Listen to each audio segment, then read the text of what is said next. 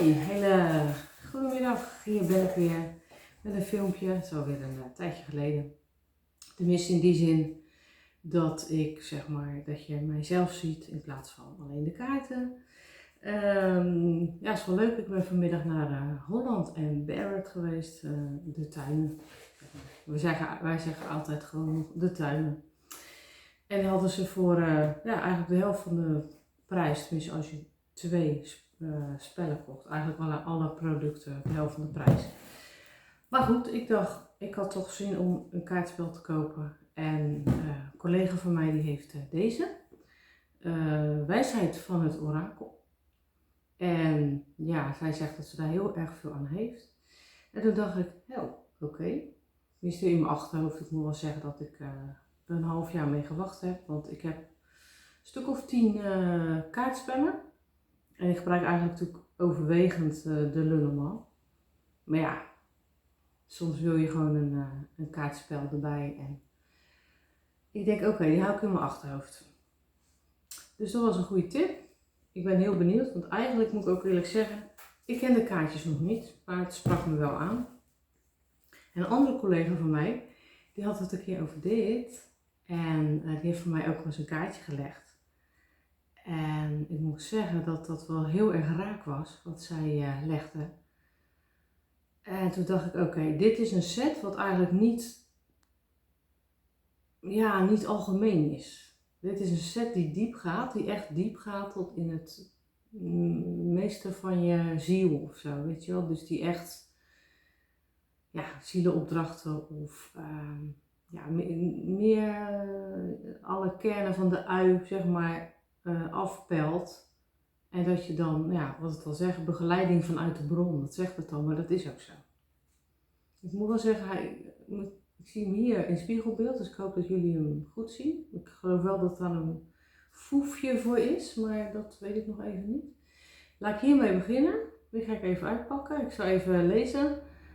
Onze weg gaan in het leven is niet altijd gemakkelijk. Er zijn momenten waarin we behoefte hebben aan duiding, aan begrip van wat er gebeurt in ons leven. Of weten welke richting we op moeten gaan. Deze prachtige kaarten spreken rechtstreeks tot het hart van de lezer en bieden zinvolle, bruikbare begeleiding. Ze helpen ons om onze intuïtie en onze persoonlijke band met onze gidsen te ontwikkelen en te versterken. Nou, dat wist ik niet. Nou, dat is ook een hele mooie. Ik heb zelf wel contact met mijn gidsen, maar het kan zijn dat jij dat niet hebt. En dan ga je het ook door middel van deze kaarten doen. Of je kan er een cursus voor volgen. En er zijn ook boeken van. Nou, begeleiding vanuit de bron. Oh, is een vervolg op de weg van de ziel. Oké. Ja, dat zal wel. Gaan we even uitpakken. Kijken of dat makkelijk gaat. Oké. De begeleiding vanuit de bron. Ja, eigenlijk heeft zij toen gezegd van, er was een 3 kaartenlegging. En toen zei ze waar ik in het verleden zat. Hè? Dus hoe ik in het verleden was met mijn persoonlijke ontwikkeling. Want dat was eigenlijk wel waarin ik de kaartjes wilde leggen. Begeleiding vanuit de bron. Nou, ik vind een heel mooi boekje bij. Kijk eens aan. Leuk. En hier ook.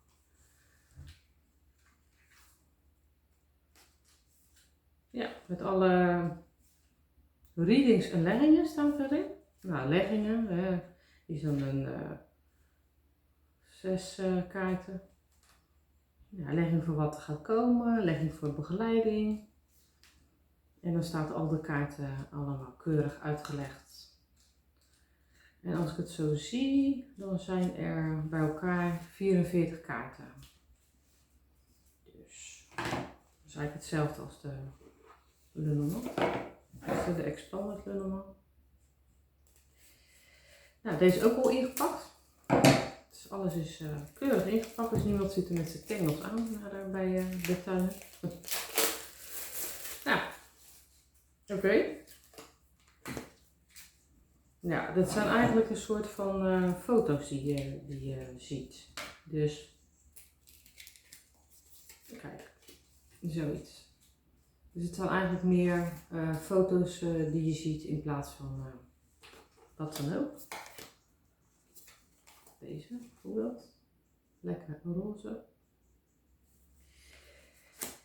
En nou ja, dus zal de ene meer aanspreken dan de andere. Ik zie dat er een liefdeshartje bij zit. Dus, ook heel erg leuk. Dus het zijn gewoon kaarten en er staat op een nummer. En ja, kijk of de kaarten die zij van mij trok, of ik die nog zie. Het is alweer een tijdje geleden, moet ik zeggen, dus kan zijn dat ik het niet meer weet. Nou, deze is ook wel heel erg mooi. Dus deze kaarten zijn echt gericht op, zeg maar, de ziel. Nou, ik ga er sowieso mee werken. En wie weet komt er een filmpje van. Het is natuurlijk geen normaal, maar het is ook wel eens een keer leuk om een uitstapje te maken. En misschien voor jullie ook dat je denkt van, oh, ik vind het ook wel leuk om gewoon een soort begeleiding vanuit de bron te krijgen. En contact met mijn gidsen, maar ook gewoon om te kijken van hoe zit het met mijn spirituele ontwikkeling op het moment. Er zijn heel veel mensen die vragen erom, heel veel klanten.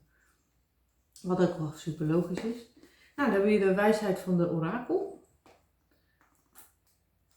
Een andere collega, een hele lieve collega. En die werkt altijd met de Crowley tarot. Maar ja, die doet ook wel eens een uitstapje, weet je, naar andere kaarten. De wijsheid van het orakel. Colette Baron Reid, of Reid. Nou, ik zal het even voorlezen. Colette Baron Reid heeft op verschillende wijzen de traditionele tarot en andere oude voorspellingsmethoden bij elkaar gebracht in een heilig systeem waarbij gedachten worden uitgewisseld. Het orakel dat vanaf iedere kaart tot je spreekt, is als een intermediair tussen jou en spirit en vertelt je over het lot en je bestemming. De 52 kaarten, dat zijn 52 kaarten, en de handleiding tonen je elk facet van je reis en geven de interpretaties van de boodschap van het orakel. Meer dan 250 onafhankelijke betekenissen vertellen over een onbeperkt aantal omstandigheden. Afbeeldingen van dieren, elementen uit de natuur en andere sterke symbolen zullen je diep raken, zodat je het gesprek kunt aangaan over wat je diep van binnen voelt.